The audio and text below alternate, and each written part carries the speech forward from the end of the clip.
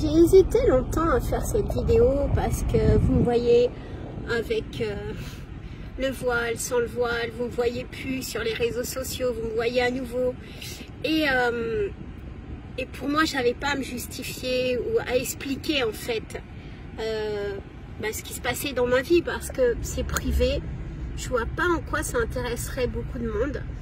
Mais j'ai une amie qui est vraiment une amie qui m'a dit il faut que tu expliques, il faut que tu dises parce que ça peut être mal perçu ou pas perçu comme toi tu penses et puis voilà, et puis il faut dire les choses, il faut dire ce qui se passe, il faut vous me suivez et c'est vrai que j'ai tendance à en fait vous me suivez dans les bons moments et j'ai pas envie quand les gens j'ai envie de vous donner du bonheur, j'ai envie de vous donner de l'amour, j'ai envie de vous donner voilà, de l'espoir, plein de choses, du punch, c'est mon rôle, c'est vraiment mon kiff. Et vous donner ma tristesse, mes ennuis, etc. Je me dis, mais pourquoi faire? Enfin, puis il y en a tellement sur les réseaux sociaux, il y en a tellement qui racontent leur vie que je me dis, mais en quoi ça intéresse finalement? Mais je vous dois bien ça, parce que vous êtes nombreux à me suivre, vous êtes nombreux à m'envoyer des messages, qu'est-ce qui se passe, etc. On ne te voit plus, pourquoi tu as enlevé ton voile, pourquoi tu le remets, c'est quoi, enfin.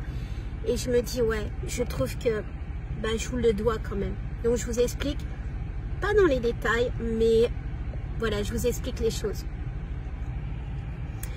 Alors, il faut savoir que, et pour ceux qui me suivent et pour ceux qui sont sur ma chaîne et pour ceux qui sont sur ma chaîne YouTube savent que j'ai malheureusement un fils qui est tombé malade en énorme dépression, quelque chose qui on ne peut pas expliquer.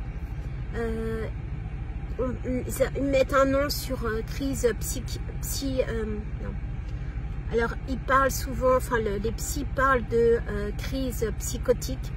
Mais en fait, psychotique, ça englobe tellement de choses et rien en même temps. Parce que psychotique, ça veut dire quoi? Ça veut dire qu'il peut être dans une dépression sévère, il peut être atteint du spectre schizophrène, il peut être aussi avoir du spectre d'autisme, ça englobe tellement de choses. Et si vous vous rappelez, il y a 2 ans, j'avais déjà posté parce que j'étais énormément inquiète. C'est même plus je crois que toutes les mamans vont comprendre, c'est pas inquiète, c'est vraiment alhamdoulilah que j'ai la religion, mais c'était un cauchemar parce que mon fils était porté, disparu pendant des jours, 10 jours à Dubaï. Quand on l'a retrouvé, qu'il est reparti en France, il était à nouveau 4 mois. On ne sait pas où, dans la rue, à errer, je sais pas comment on dit, divagance, ça n'existe pas, mais c'était, pour une mère, c'est juste pas possible de savoir son enfant en France, seul, dans la rue. Je suis à 7000 bornes, je suis au Qatar, et l'hiver commence, donc bien sûr que j'ai volé immédiatement sur la France. On a fait des recherches, etc., que tout a été mis en place. Et finalement, alhamdoulilah, mon fils aîné l'a retrouvé au bout de 4 mois. Et s'en est suivi. Mais voilà, je voulais pas vous en parler. Je voulais pas vous embêter avec ça. Je voulais pas. Je me dis, pourquoi faire? Mais finalement, je me dis, on est tellement de mamans courageuses. On est tellement de femmes à supporter. Parce que c'est vrai que, alors je dis pas tous, attention.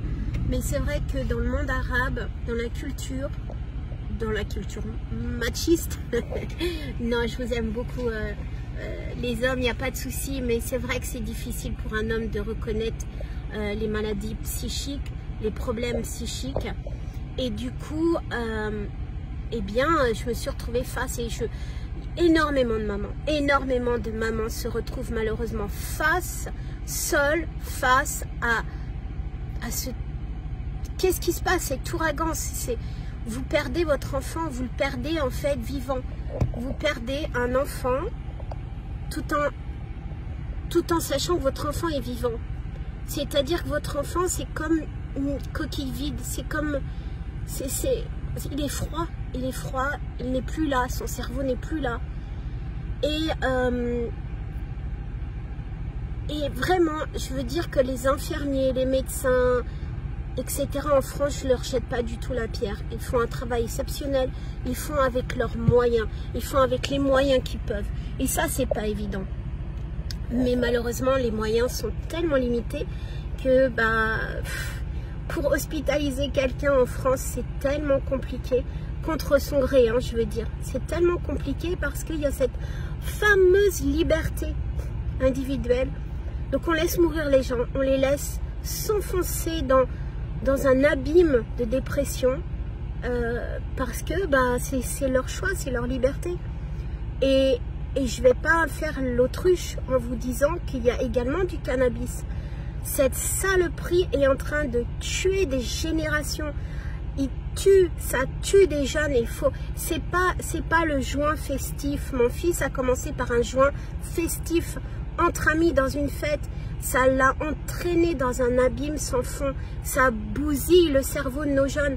Ça les emmène dans des dépressions, dans des crises, ce qu'ils appellent psychotiques. Mais s'il vous plaît, si vous êtes face à ça, c'est une merde sans fin, mais je ne sais pas comment, mais coupez votre enfant de ça, de ses fréquentations, je sais pas, ça a été vraiment très très très difficile, non pas par rapport au cannabis, mais par rapport à comment retrouver son enfant, comment l'aider, comment vous voyez votre propre enfant souffrir et vous devez en même temps assumer votre travail, vous devez assumer en même temps votre famille, hein, et puis votre vie de couple également, vous devez faire face aussi à tout ce qui est administration, tout ce qui est la vie courante. Et votre cœur est plus là, votre tête est plus là, ça a été ouf, et j'ai pas fini. Mais hamdoulilah, on a vraiment, pour moi c'est vraiment la religion, encore une fois, ça m'émeut beaucoup parce que je sors de la mosquée et vraiment je suis revenue au Qatar, hamdoulilah, et vraiment, mais il n'y a pas une question d'argent, pas d'argent, je vous assure que je recommence tout à zéro et je m'en fous. Quand vous rentrez dans cette mosquée au Qatar, je vous ai fait des vidéos, je vous ai montré la grande mosquée de Doha, mais il y en a tellement plein d'autres, mais c'est celle qui me parle. Mais je me dis, machallah, comment on peut hésiter? Comment on peut encore hésiter à se dire, et je rejoins mon amie Nadia Good Vibe qui est du Maroc, à chaque fois qui dit venez au Maroc, là, et elle reçoit plein de messages, des fois pas très sympas, mais vous savez pas ce que vous perdez, sérieusement. C'est vous rentrez dans cette mosquée déjà le vendredi est férié, j'avais oublié en France, au bout de 5 mois en France, à essayer de sauver mon fils, à essayer de taper à toutes les portes des hôpitaux, des thérapeutes, de je sais pas quoi, solutions. Et vous travaillez le vendredi, vous oubliez complètement cette magie du vendredi, cette mosquée. Quand je suis rentrée, machallah, je vous jure, quand je suis rentrée dans cette mosquée, ça vaut tout l'or du monde. Je sais pas, je me sens à ma place. Alors peut-être que d'autres vont se sentir à leur place au Maroc, en Algérie, en Tunisie, en Thaïlande, je sais pas, n'importe. Mais enfin, j'insiste pas, j'adore mon pays qui est la France, j'adore la France qui est un très beau pays.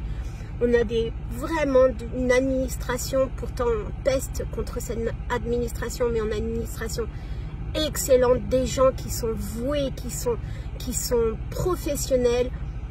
Mais ça empêche que quand vous arrivez ici au Qatar, quand vous mettez le pied au Qatar, et pourtant je vous assure il fait pratiquement 50 degrés, c'est vraiment pas le beau temps, mais voilà, les gens qui prient pour la Palestine, les gens qui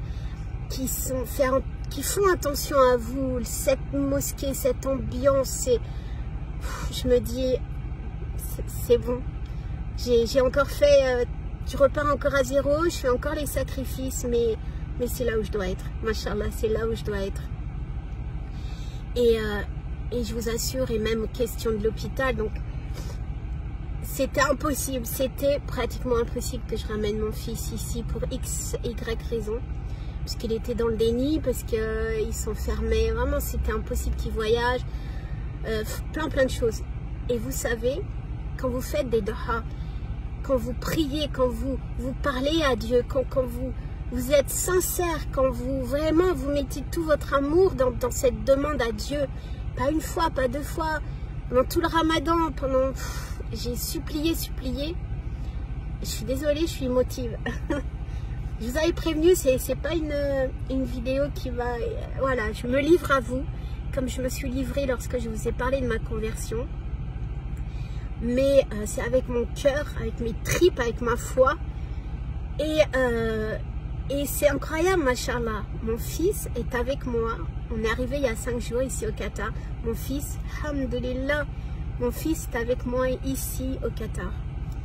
Ça me paraissait totalement impossible. Et vraiment, je vous encourage. Quand vous pensez que les choses sont impossibles, vous savez, vous connaissez mon histoire si vous avez écouté ma conversion. C'était impossible que je sois musulmane. C'était impossible que... quand j'ai divorcé, c'était waouh, que je me relève. C'était... je vous rappelle, j'étais à Dubaï avec 500 € en poche. Je parlais pas anglais, avec 2 bébés. Et là, encore une fois, machallah, c'était impossible que je ramène mon fils ici au Qatar. Et il est avec moi. Il est avec moi. L'hôpital l'a immédiatement pris en charge. Voilà, et c'est pas une question, on n'a pas de lit, on n'a pas de personnel, ceci, cela, ce que j'ai trouvé en France. En France, au bout de 10 jours, on vous demande de reprendre votre enfant ou on le met dans la rue. C'est pas leur problème. C'est pas que je crache sur les médecins qui ont été adorables, l'équipe adorable. Mais c'est juste qu'ils n'ont pas les moyens. Il y a tellement de monde qui attend derrière que une fois qu'ils ont médicalisé la personne, une fois qu'ils ont médicalisé la personne, une fois que c'est fini, bah bye bye. Et j'ai vu des jeunes se retrouver dans la rue. Il y a la famille qui a abandonné. Il y a rien. Enfin, c'est hallucinant. Et là, l'hôpital l'a immédiatement pris en charge, les médecins. Vraiment, c'est... Wow. Je vous rappelle qu'il n'a pas de... Il est rentré en visa touriste. Hein, donc, on pourrait lui dire, ben non, écoute, voilà, tu es en visa touriste, tu es un adulte. Mon fils est un adulte. Donc, bye bye. Et non, là, c'est vraiment pris en charge. Je reçois 3 à 4. Et je vous assure, c'est pas pour vendre le Qatar. L'émir ne me paye pas pour. Mais vraiment, c'est... Voilà, et je reçois 3 à 4 coups de fil par jour. Pas par semaine, par jour, de différents médecins, de différents thérapeutes pour me dire, voilà, où ça en est. Est-ce que vous avez bien fait l'injection? Est-ce qu'il a été vu par-ci? Est-ce que vous avez bien le rendez-vous? Comment il va? Enfin... C'est juste magnifique, machallah, c'est juste magnifique. Donc je vous demande des doha vraiment pour lui, pour qu'il aille mieux, Inch'Allah. Mais on va tout faire pour en tout cas. Et l'histoire de mon voile, le fait que vous me voyez avec, sans, j'ai une amie qui m'a dit vraiment fais attention parce qu'on peut croire que tu utilises ce voile pour, ou la religion pour attirer des clients, puisque je fais des formations sur l'emploi et le leadership. Et je me dis, waouh, c'est triste de penser ça, parce que pour moi, je n'ai absolument pas à me justifier. Je n'encourage pas les femmes ni à porter le voile, ni à enlever le voile. Aujourd'hui, je le porte, je sors de la mosquée. Oui, je l'ai enlevé en France et vous me voyez sur les réseaux sociaux sans le voile. Parce qu'il y a X, et je ne vais pas m'étaler ici, il y a X et Y raisons pour. Ça n'empêche pas que j'étais musulmane, que je suis musulmane, et Inch'Allah que je continuerai à être musulmane. La foi, c'est vraiment dans le cœur. C'est dans mon cœur, c'est dans mes actes surtout. Parce que c'est bien de juger une femme qui porte pas le foulard ou oulala, qui a un peu de cheveux qui sort du foulard, ma soeur, haram, blabla. Mais s'il vous plaît, arrêtez de juger la foi de quelqu'un par son aspect physique. Regardez sa langue, regardez ses actes, regardez ses prières, regardez comment elle vit. Moi, je veux bien, hein, je veux bien mettre même le niqab, etc. Mais si je suis en train de parler sur les autres, que je vole l'épicier, que je sais pas, moi je vais dans des lieux haram, que je mange de la viande qui n'est pas halal, je vais en boîte de nuit, enfin je sais pas quoi. À un moment donné, arrêtez de juger les gens par leur aspect physique. Regardez plutôt leurs actes, regardez comment ils vivent, regardez comment ils agissent. Et je peux vous dire que ça, c'est quelque chose qui fait vraiment, vraiment réfléchir. Donc voilà, je voulais un petit peu mettre les choses, enfin vous expliquer un peu les choses parce que c'est vrai que ça a été, heureusement que j'ai mes amis qui me disent, voilà, attention, qui me rappellent que vous êtes là. Alors je sais que vous êtes là et un grand merci à tous ceux qui me suivent. Je vais reprendre maintenant, je vais pouvoir reprendre les vidéos. Mais c'est vrai que quand on n'est pas bien, quand on a cette charge et la famille, oui, c'est bien d'être influenceur, c'est bien d'essayer de faire des choses pour les autres, c'est bien de s'enrichir parce que, non pas avec ma chaîne YouTube, mais plutôt avec mes formations, etc. C'est mon travail. De faire des conférences, ça c'est mon kiff, mais la famille passe avant tout, la foi passe avant tout. Donc il y a des priorités, j'ai prioritisé et j'étais incapable de toute façon de pouvoir me consacrer à autre chose qu'à mon fils.